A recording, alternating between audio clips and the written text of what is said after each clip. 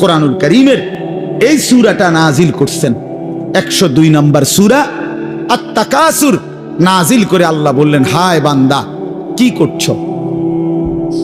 করছোটা কি? এইনি কাজ ছিল, এইনি কথা ছিল তোমাদের। দুনিয়া বাড়ানোর নেশা, দুনিয়ার প্রতিযোগিতা, সম্পদ, বংশধর, এই গর্ব, এই বড়াই, এই হিসাব তোমাদেরকে ডুবাইয়া দিল, আখিরাত তো ভুলাইয়া দিল। এই তখন আল্লাহ তাআলা বলেন, কি বলেন শুনেন, আলহাকুমুত তাকাসুর। আলহাকুম এই শব্দের দুইটা অর্থ, শাগালাকুম ও আনসাকুম। আল্লাহ তাআলা বলেন, হায় আলহাকুম তোমাদেরকে ব্যস্ত করে ফেললো দুনিয়া, আর আনসাকুম আল আখিরা তোমাদেরকে আখিরাত ভুলাইয়া দিল। তোমরা কবর ভুলে গেলা, হাসর ভুলে গেলা, পরকালের হিসাব ভুলে গেলা, আখিরাত ভুলে গেলা, আর দুনিয়ার মধ্যে ডুবে গেলা। কি কারণে ডুবলা? কি কারণে আখিরাত ভুললা?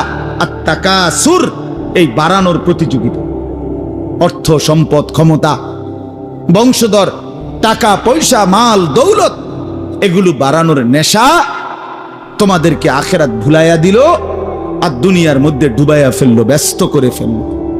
হাত্তা জুরতুমুল মাকাবির। আল্লাহ বলেন, হায় বান্দা এক পর্যায়ে কবরস্থানেই পৌঁছে গেল। এর ডাইরেক্ট কথা, শেষ পর্যন্ত কবরস্থানে চলে গেলা।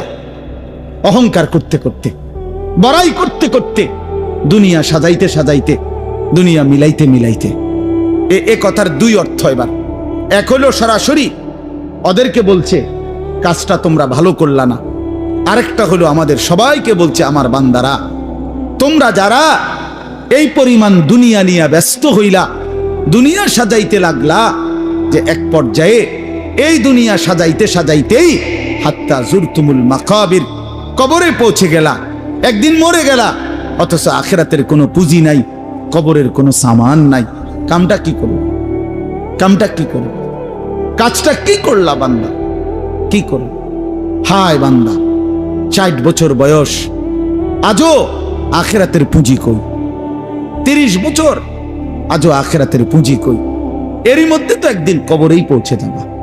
কবরেই এই যে দেখেন কবরবাসীদের রুহের মাগফিরাত কামনায় মাহফিল। আমি এই জন্য এই আয়াত পড়ছি।